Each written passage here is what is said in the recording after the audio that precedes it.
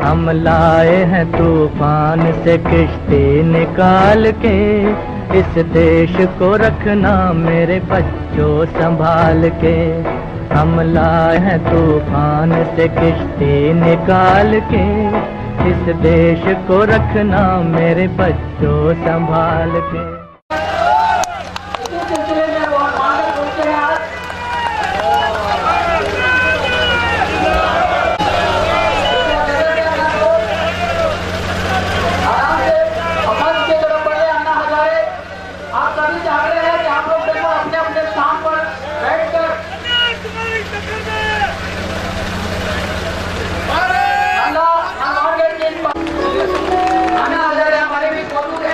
हम विनम्र आग्रह करेंगे परम आदरणीय अन्ना हजारे साहब से कि वो आए और अपना आशीर्वाद, अपना उद्देश्य, अपना मकसद सही करें और हमें एक मार्गदर्शन हमारा करें।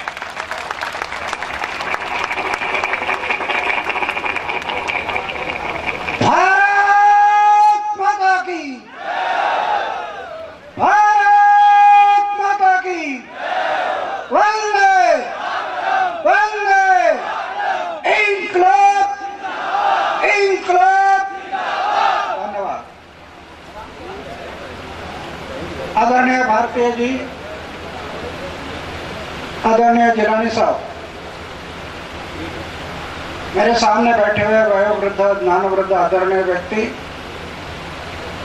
सभी भाइयों और बहनों, हनुमानगढ़ में आने के बाद यहाँ का जो आयोजन और यहाँ के युवकों का मैं जोश देखा, जिस जोश से युवक नारा लगा रहे थे, वो जोश देखकर मैं भी 75 साल का युवक बन गया लड़ने के लिए। एक तो पहले मुझे प्रेरणा मिली थी स्वामी विवेकानंद, उम्र के 26 साल में, और 26 साल की उम्र में मैं तय किया कि जीना है मेरे देश के सेवा के लिए और मरना है देश और समाज के सेवा के लिए। ये मैं तय किया उम्र के 26 साल में। खतरा लग रहा था, शादी कर लो तो चूल्हा जलाने में समय बीत जाएगा, इसलिए सोचा शादी नहीं करना। मेरे जीवन का हर क्षण समाज और देश के सेवा में लगे, ये मेरी धारणा बन गई और इसलिए सोचा शादी नहीं करना। 75 साल की उम्र में भी वही विचार है। मेरा घर है गांव में, रालेगंज सिद्धि गांव में घर है। 40 साल हो गए घर में जाकर, फिर से घर में गया नहीं। 3 भाई हैं, वो भाई के बच्चों का नाम क्या है पता नहीं। करोड़ रुपए की योजना अपनाई, करोड़ रुपए की, कहीं बैंक बैलेंस नहीं, कहीं पर बैंक बैलेंस नहीं। कहीं अवार्ड मिल गए 55 लाख रुपए के, उसका भी ट्रस्ट कर दिया। उससे कुछ ब्याज आता है, 30-35 गरीब बच्चों की शादी कर देता, पैसा बैलेंस नहीं रखता। 6,000 रुपये मुझे पेंशन मिलती है, वो भी बंटवारा कर देता हूँ। सोने का एक बिस्तर है, खाने का एक प्लेट है, मंदिर में रहता हूँ, कुछ नहीं है। लेकिन मैं अनुभव क्या कर रहा हूं, मैं सिर्फ शादी नहीं किया लेकिन मेरा परिवार छूटा नहीं। 4 दीवारों के अंदर एक छोटा सा परिवार करना था, वो छोटा ना करते हुए ये सब मेरा परिवार बन गया, बड़ा परिवार। और ये बड़े परिवार में आनंद होता है, आनंद होता है ना, ये बड़े परिवार में होता है। एक छोटे परिवार में दुख होता है। क्यों? सब मेरा है ना, 4 दीवारों के अंदर, ए मेरा, ओ मेरा, ए मेरा, ए मेरा। लैट्रिन का डब्बा गुम होगा तो भी सोचते बैठता कहाँ गया क्या। अरे तू जन्म में आया खाली हाथ से, तुझे जाना खाली हाथ से, इधर क्या है मेरा? मैं जब आया खाली हाथ से और जाना खाली हाथ से, तो मेरा क्या है इधर? कुछ मेरा नहीं। मेरा कहने का मतलब है, ये प्रेरणा जो मुझे मिली, और मैं काम में जुट गया। आज क्या है मेरे पास? मंदिर में रहता हूँ, सोने का एक बिस्तर है, खाने का एक प्लेट है, कुछ नहीं है, लेकिन 6 कैबिनेट मंत्री का विकेट लिया करप्टेड लोग गए घर। अलग अलग पक्ष और पार्टी के 6 कैबिनेट मंत्री घर चले गए। एक फकीर आदमी है, 6 मंत्री, 400 ऑफिसर घर चले गए करप्टेड लोग। लेकिन ये मंत्री घर जाकर यह प्रश्न नहीं छूटेगा, इसलिए ये भ्रष्टाचार की लड़ाई के लिए व्यवस्था परिवर्तन की लड़ाई शुरू की। सूचना का अधिकार 1995 में 1995 पहली लड़ाई हमने शुरू की महाराष्ट्र में, सूचना का अधिकार। 26 जनवरी 1950 में जनता इस देश की मालिक हो गई। प्रजासत्ताक मनाया हम, जिस दिन प्रजासत्ताक मनाया उस दिन जनता इस देश की मालिक हो गई। ये मालिक ने एमएलए और एमपी को भेजा सेवक बोल के कि हम मालिक बन गए, तिजोरी हमारी है, आप जाइए हमारे तिजोरी का सही व्यवस्थापन करिए, बल्कि सेवक के नाते भेजा। पूरे ऑफिसर जनता के सेवक, जिनको हम चुन कर दिया वो भी जनता के सेवक। मालिक कौन? जनता। चित्र क्या है? जो मालिक है उनको बना सेवक, और जो सेवक है वो बन गए मालिक। उल्टा हो गया। इसीलिए कोशिश है लोगों को जगाना है। जनतंत्र मोर्चा और जनतंत्र यात्रा, जनतंत्र मोर्चा जो बना है वो इसलिए बना कि ये मोर्चा इलेक्शन नहीं लड़ेगा, कोई पक्ष और पार्टी नहीं निकालेगा, ये सिर्फ जनता के तरफ से संघर्ष करते रहेगा। संघर्ष, जनता के हक के लिए संघर्ष करते रहेगा। पक्ष पार्टी नहीं लड़ेगा, इलेक्शन नहीं लड़ेगा। इसी के वो जनतंत्र मोर्चा के माध्यम से ये जनतंत्र यात्रा, वो किस लिए है? जनतंत्र। जनतंत्र कहाँ है? जनतंत्र 26 जनवरी 1950 में इस देश में हम प्रजासत्ताक मनाया और सब लोग हम कह रहे हमारे देश में जनतंत्र आ गया, लोकशाही आ गई, प्रजातंत्र आ गया। ये कह रहे हम, कहाँ है जनतंत्र? जनतंत्र का अर्थ है जनता ने जनता के लिए जन सहभाग से चला हुआ तंत्र, वो है जनतंत्र।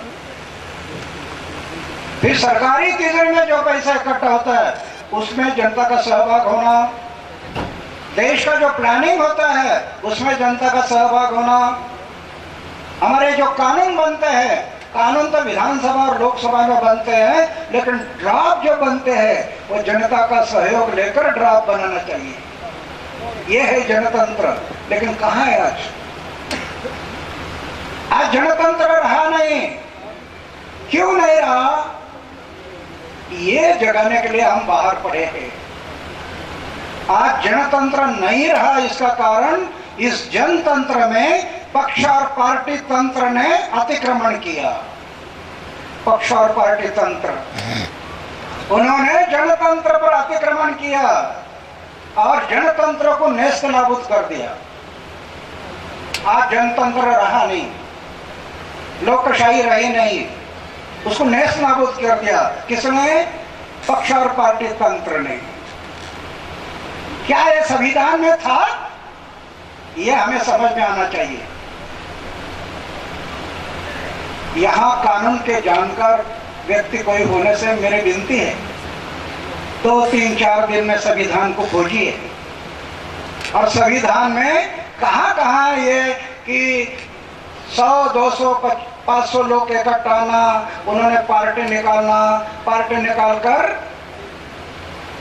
इलेक्शन लड़ाना, चुनाव लड़ाना और चुन कर आकर सत्ता में जाना और सत्ता में जाकर जनतंत्र को नेस्त नाबूद करना, ये संविधान में कहाँ बताया? संविधान में कहीं पर भी नहीं। संविधान क्या कह रहा है? जनतांत्रिक गणराज्य, जनता ने इंडिविजुअल आदमी को सिलेक्शन करना, चारित्रशील, और ऐसे लोगों को संसद में भेजना, ये हमारा संविधान कर रहा है। लेकिन इस पर जनतंत्र पर जो अतिक्रमण हुआ, ये पक्ष और पार्टी ग्रुप बनने दी और ग्रुप बनाकर चुनाव लड़े और चुनाव लड़कर सत्ता में आ गए। और उसके कारण क्या हुआ, कई पक्ष और पार्टियां जो बन गई वो भी सत्ता और पैसा के होड़ में लगी। सत्ता से पैसा, पैसा से सत्ता, इसके पीछे लगी। समाज देश कुछ रहा नहीं, सत्ता से पैसा, पैसा से सत्ता। जैसे हिंदू आदमी कोई मरता है तो 4 लोग कंधे पर उठा कर ले जाते हैं, मुस्लिम भाई कोई मरते हैं तो डोली में बंद करके ले जाते हैं, क्रिश्चियन भाई कोई मरते हैं तो पेटी में बंद करके ले जाते हैं। आज कई पक्ष और पार्टी के लोगों को ऐसे लगता है कि स्मशान में जाते समय भी चेयर में बैठकर ही जाना चाहिए, इतने चेयर से चिपक गए, सेवा भाव नहीं रहा। भगत सिंह सुखदेव राजगुरु के बलिदान की याद नहीं रही, सेवा भाव नहीं रहा। मेरे कहने के हम बाहर पढ़े हैं तो इसलिए पढ़े हैं कि संविधान में पक्ष और पार्टी की जिक्र कहीं पर भी नहीं है, कहीं पर भी नहीं है। ये अतिक्रमण हुआ है हमारे जनतंत्र पर, पक्ष और पार्टी हुआ। और उसमें जो स्पर्धा लगी तो स्पर्धा में क्या हो गया कि हर पक्ष और पार्टी ये सोचने लगी सत्ता में आने के लिए कुछ भी करना पड़े, परवाह नहीं, सत्ता में आना। और फिर क्या हुआ, गुंडा है, भ्रष्ट है, व्यभिचारी है, लुटारू है, ऐसे लोगों को पक्ष और पार्टी ने टिकट दिया। सत्ता में आना है ना, ऐसे लोगों को टिकट दिया हर पक्ष और पार्टी। सिर्फ टिकट दिया इतना नहीं, चुन कर भी लाया। और इसके कारण क्या हुआ, गुंडा, भ्रष्ट, व्यभिचारी, लुटारू ऐसे लोग गए विधानसभा और लोकसभा के पवित्र मंदिर में। आज देखते हैं संसद में 163 लोग दागी बैठे, 163 लोग दागी है संसद में। वही स्थिति राज्यों की है।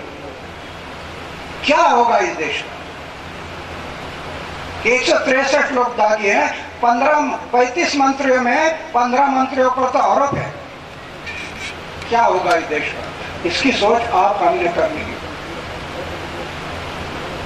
आप हमने ये सोच करनी है। हम लोग किया है अपने जीवन में, यह तय किया। इसके कारण मृत्यु हथेली पर लेकर लड़ रहे हैं, मृत्यु हथेली पर है, मृत्यु का भय नहीं। और हमारी ऐसी धारणा है, अरे हार्ट अटैक आकर लोग मरते हैं, हार्ट अटैक, ऐसे हार्ट अटैक आकर मृत्यु आना, इसके बजाय समाज और देश के भले के लिए मृत्यु आ गया तो हमारा सौभाग्य है, देश समाज और देश के भले के लिए। ये हमारी धारणा है, मृत्यु का भय नहीं। कई बार मुझे जेल में डाल दिया ये मंत्रियों ने, जेल में डाल दिया। मैं बोला डालो, सवेरे नाश्ता 2 टाइम का खाना उधर में मिलता है, क्या फर्क पड़ता है जेल में जाना? अरे जेल में जाना ये अलंकार होता है जीवन में, अलंकार। हाँ, खून किया, मार पिटाई की और जेल में गया तो दोष है। समाज और देश के भले के लिए लोग जो लोग जेल में जाते हैं वो उनका अलंकार बनता है, अलंकार। देखो ना, आपने देखा तिहाड़ जेल की बात, तिहाड़ जेल है? कुछ कारण नहीं, हम बोलते थे जन लोकपाल और वो बार बार धोखाधड़ी करते हैं सरकार। फिर हम सोचा कि चलो आप नहीं बनाते ना तो फिर से एक बार आंदोलन करेंगे, जगह दिखाओ हमें। सरकार जगह ही नहीं दिखा रही, 16 तारीख का हमारा अनशन शुरू होने वाला है, 15 तारीख तक जगह ही नहीं दिखाई। तो हम सोचे चलो नहीं दिखाते ना सरकार जगह, तो जयप्रकाश नारायण गार्डन में बैठेंगे 16 तारीख को। उठा, हमें उठाओ और लेकर जाओ जेल में, परवाह नहीं, जाएंगे जेल में। क्या हुआ, सवेरे सवेरे 6 बजे पुलिस की 3 गाड़ियां आ गई ऑफिसर। मैं जहां रुका दिल्ली में, वहां 3 गाड़ियां आ गई और मुझे उठाया घर से उठाया और लेकर गए मुझे। मैं बोला क्या कारण है तो बताओ, मेरा कसूर क्या है वो तो बताओ। नहीं, आपके आंदोलन से शांतता भंग होने वाली है। अरे मैं बोला 40 साल से मैं आंदोलन कर रहा, कभी शांतता का भंग हुआ नहीं, और आज कैसे होगा? बोले अभी होने वाला है। मैं बोला आपको क्या सपना आ गया? तो मैं बोला चलो आपकी इच्छा है ना, चलो जेल चलते हैं कोर्ट के सामने। कोर्ट में लेकर गए, कोर्ट ने पूछा आप जामीन देने वाले हैं? मैं बोला नहीं दूंगा, जेल में भेजो, मुझे पसंद है, मैं जामीन नहीं दूंगा। अब जेल में गया, 4 बज गए तिहाड़ जेल में जाने के लिए, दिन भर उसमें लगे। फिर हमें कपड़ा दिया, जेल कैदी को कपड़ा, चादर बिछाने के लिए, ओढ़ने के लिए चादर। और कमरा में गया, मैं बोला थोड़ा आराम करेंगे, बोल के चादर बिछाया, थोड़ा सा लेट गया। फिर से 2 पुलिस की गाड़ी आ गई ऑफिसर, और कहने लगी आपकी सजा माफ हो गई। अरे माफ हो गई? अभी तो आधा घंटा भी नहीं हुआ मैं जेल में आया, आधा घंटा भी नहीं हुआ, अरे माफ हो गई, कैसे हो गया? मैं बोला मैं अभी बाहर नहीं जाऊंगा, मुझे जेल में रहना है, मैं बाहर नहीं जाऊंगा। फिर वो ऑफिसर मुझे कहने लगे आप जेल से बाहर नहीं जाते तो हमारे आईजी साहब से मिलो, आईजी साहब के पास चलो। मैं बोला चलो, तो आईजी साहब के दफ्तर में गए, तो आईजी साहब वही कहने लगे आप जेल से बाहर आ गए, आगे अंदर नहीं जा सकते। अरे मैं बोला आपको मिलाने के लिए लाया ना, आप भी वही कह रहे। तो मैं वो आईजी साहब को कहा अगर मुझे जेल में वापस नहीं जा सकता तो मैं जेल के बाहर भी नहीं जा सकता, आपके दफ्तर में बैठूंगा, मुझे उठाकर बाजू में निकालो, धक्का मारो, मैं नहीं जाऊंगा। 3 दिन रहा उनके दफ्तर में, 3 दिन।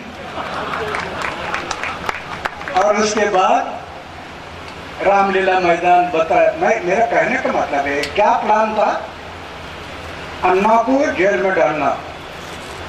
रामदेव बाबा को जो किया ना, रामदेव बाबा को रात को लाठीचार्ज किया और प्लेन में बिठाया और हरिद्वार लेकर गए, यही प्लान मेरे बारे में था, जेल में डालना और अन्ना को बताना आपकी सजा माफ हो गई, आपको जहां से लाया वहां हम छोड़ देते हैं, करके अन्ना को गाड़ी में बिठाना, सीधा एयरपोर्ट, दिल्ली एयरपोर्ट। और यहाँ वहाँ एयरफोर्स का प्लेन रेडी रखा था, वो प्लेन में बिठाना और सीधा पुणे लेकर जाना, तो आंदोलन नहीं होगा।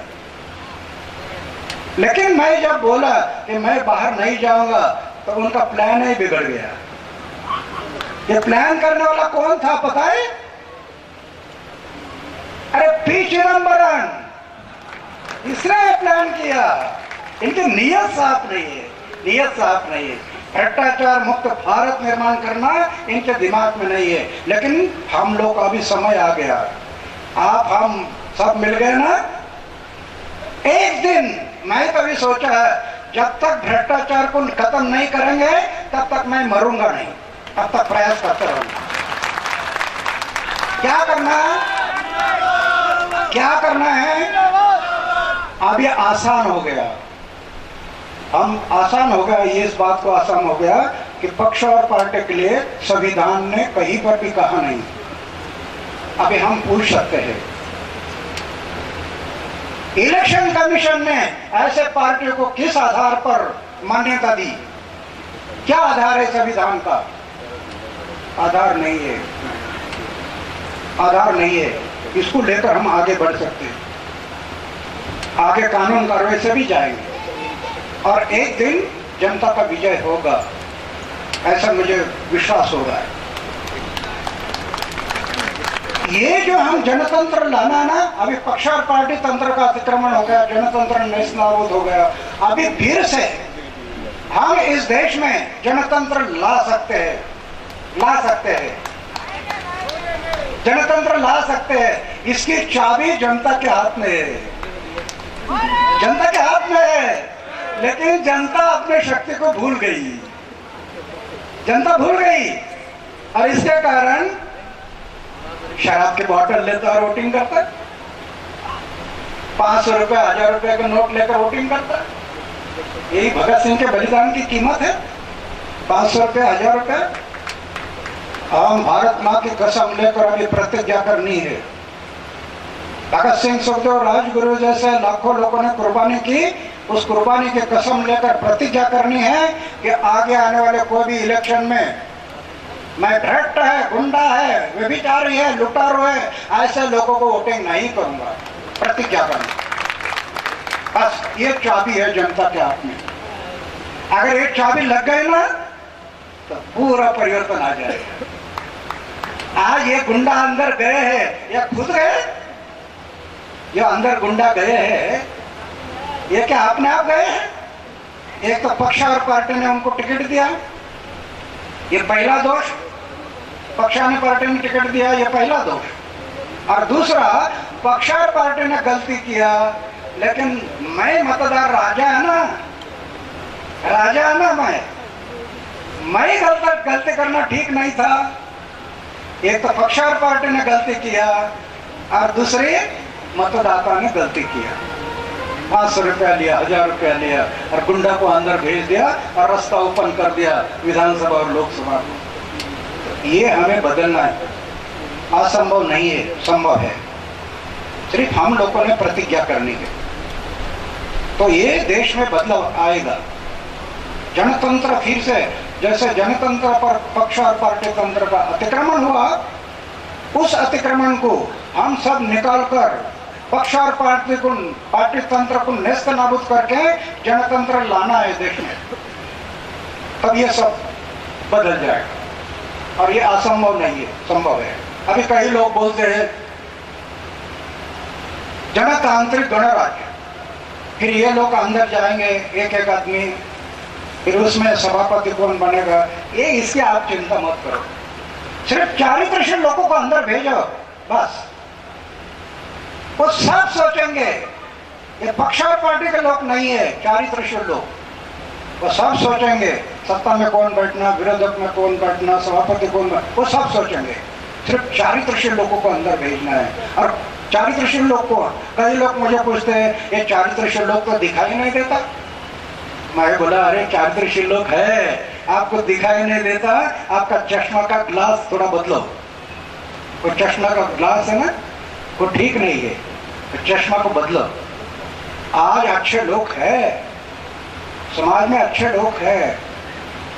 जनता ने अपने अपने मतदार संघ में, ये संविधान कह रहा है, मैं नहीं कह रहा, संविधान कह रहा है, आप पढ़िए संविधान। संविधान कह रहा है कि जनतांत्रिक गणराज्य में जनता ने अपना उम्मीदवार को सिलेक्शन करना। हो सकता है 5, 6, 7, 8 आगे आ जाएंगे, आने दो, नेट पर डालो, पहला, दूसरा, तीसरा, चौथा क्रमांक कौन है, उसकी शॉर्टिंग करो। और ऐसे चारित्रशील लोग ये होंगे, जनता ने उनको भेजना है। इंडिविजुअल संविधान सामूहिक को मान्यता नहीं देता, हमारी गलती हो गया, वो यही हो गया। पक्ष और पार्टी जो सामूहिक बन गई, और सामूहिक बनने के बाद अभी देखो एक मंत्री ने भ्रष्टाचार किया, तो कई लोगों ने बताया कि इसने राजीनामा देना, इस्तीफा देना चाहिए। तो पक्ष के लोग बोलते हैं नहीं नहीं, वो राजीनामा नहीं देंगे। क्यों? संगठन है ना, संसद में दबाव, जनता में दबाव, संगठन के कारण। इसीलिए हमारा संविधान ये कह रहा था संगठन को मान्यता नहीं देना, जनतांत्रिक गणराज्य, एक एक आदमी को भेजना, उनका संगठन नहीं होगा। और ऐसा संगठन नहीं होगा तो खरे सही जनतंत्र आएगा, सही लोकशाही आएगी। ये कल्पना थी। अभी समय बहुत काफी बीत गया, 66 साल बीत गए। अभी मैं आपको बता रहा हूँ, आपके सामने में कई प्रश्न हैं इसके बारे में। ये नया है ना, हम ये बात नहीं रख रहे हम लोग। आज तक तो किसी ने बताया नहीं कि संविधान में ये कहीं कहा नहीं, ये नई बात है। लेकिन अगर 1.5 साल मैं घूमूंगा, 1.5 साल पूरे देश में, हो सकता है हनुमानगढ़ दूसरे फेरी में फिर एक बार आना होगा हनुमानगढ़। अभी पंजाब, हरियाणा, उत्तर प्रदेश, उत्तराखंड 22 दिन के हमारी सफर होगी। 1 साल देने वाले लोग कितने लोग आ गए? 10,000 लोग आ गए आगे। 10,000 1 साल देने वाले।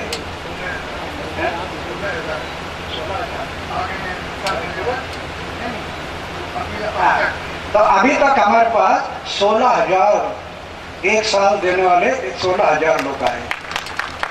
अभी हाँ, यहाँ पर भी हनुमानगढ़ में हनुमान जी की सेवा की परंपरा चलाने वाले 176 लोगों के नाम हमारे पास आ गए। मैं उनको धन्यवाद देता हूँ। अभी इनको हम बुलाएंगे, ज़्यादा नहीं, 5 दिन का ट्रेनिंग देंगे।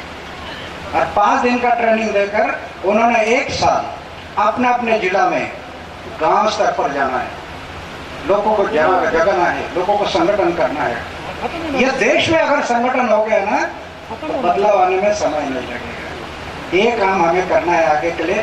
तो मैं आप सबसे विनती करूंगा, मुझे पता है युवक बड़े जोश के साथ घोषणा देते हैं, लेकिन उनको मेरा यह संदेश नहीं। जिन युवकों ने शादी नहीं किया उनको मेरा संदेश नहीं है कि अन्ना हजारे ने शादी नहीं किया आप भी मत करो, ये मेरा संदेश नहीं। मैं युवकों को बताता हूँ, शादी करो, परिवार चलाओ, एक दूसरे बच्चों को जन्म दे दो, परवाह नहीं। ऐसे व्रत लेना इतना आसान नहीं है। अरे तलवार के धार पर चढ़ने से कठिन है। हिमालय में गुहा में बैठकर बैचलर रहना आसान है। समाज में काम करते समय इस मन को लगाम लगाना इतना आसान नहीं है, इतना आसान नहीं है। अरे 1000 साल की तपस्या करने वाला विश्वामित्र धोखा दिया ना, मन ने धोखा दिया, पारेश्वर ऋषि को धोखा दिया। लेकिन मैं अनुभव कर रहा हूँ, मेरे लाइफ में 75 साल की उम्र हो गई, इतना भी दाग नहीं लगने दिया, इतना भी दाग। तो उसकी कृपा है, ऐसा मैं मानता हूँ कि इतना भी दाग नहीं है। इसके कारण इतने बड़े बड़े गुंडों के साथ मैं लड़ रहा हूँ कि दाग नहीं है ना। अगर दाग लग जाता तो इन लोगों ने मुझे तोड़ मोड़ देना था। कोई दाग नहीं जीवन में। तो मेरी विनती है युवकों के लिए, अन्ना हजारे की नकल मत करो। आप अपना परिवार चलाओ, लेकिन परिवार चलाते समय 1 घंटा, 2 घंटा, 3 घंटा, 4 घंटा दे दो समाज के लिए, दे दो देश के लिए। इतना काम किया ना तभी एक देश खड़ा होने के लिए समय नहीं लगेगा। इतना समय नहीं दे सकते मुझे पता है, लेकिन कुछ समय अपने परिवार से दे दो समाज के लिए, देश के लिए। तो उससे समाज बनेगा, उससे देश बनेगा। और फिर से एक नया भारत हम निर्माण करेंगे। नया भारत, भ्रष्टाचार मुक्त भारत निर्माण करेंगे। अभी जैसे राम आपका लोकपाल का बिल तो अभी रखा है, लेकिन उनकी इच्छा नहीं है। अभी हम लोग 1.5 साल घूमेंगे, 120 करोड़ जनता जाग जाएगी, पता नहीं। क्यों बोल रहा हूं मैं? अरे कई लोग तो कुंभकर्ण बनकर सोए हैं, कितना भी ढोल बजाओ वो जागते नहीं। तो 120 करोड़ जनता जाग जाएगी नहीं जाग जाएगी मुझे पता नहीं, लेकिन 6 करोड़ लोगों को मैं जगाऊंगा। 6 करोड़ देश के 6 करोड़।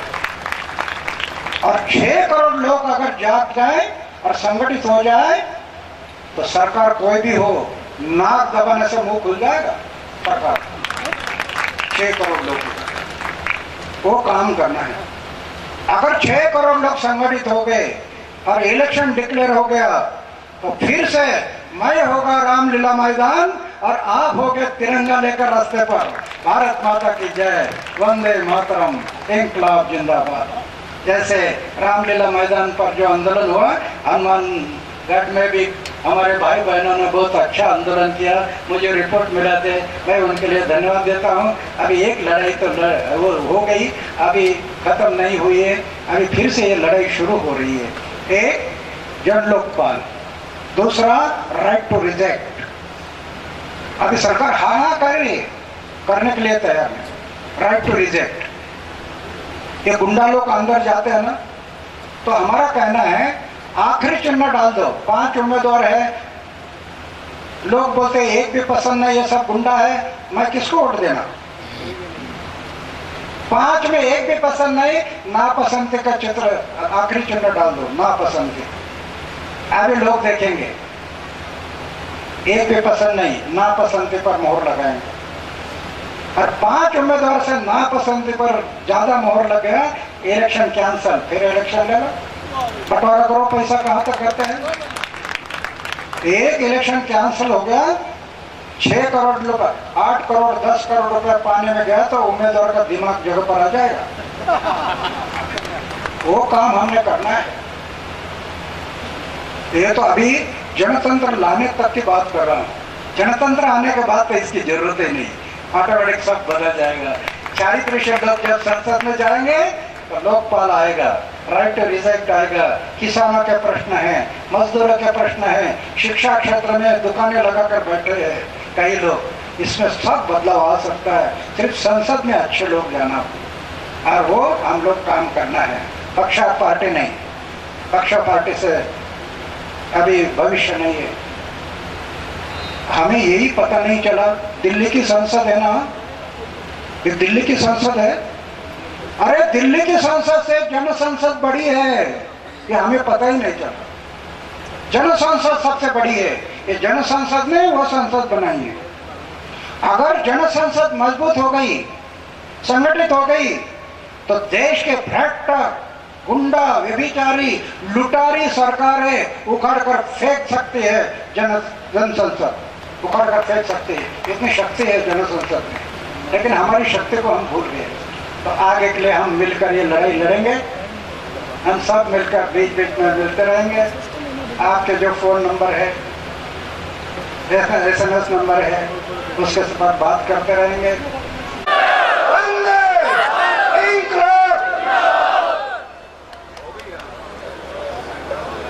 बहुत बहुत धन्यवाद अन्ना जी।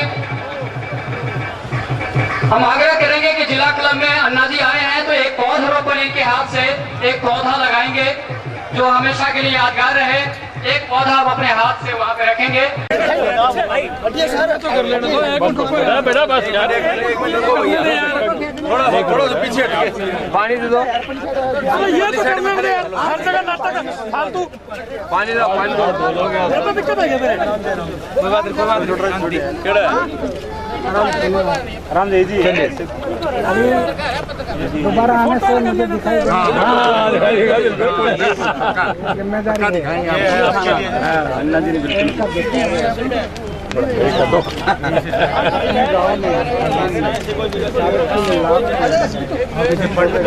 पढ़ना आपके विचारधारा के आसपास के लिए। चलिए, इस पेड़ का है।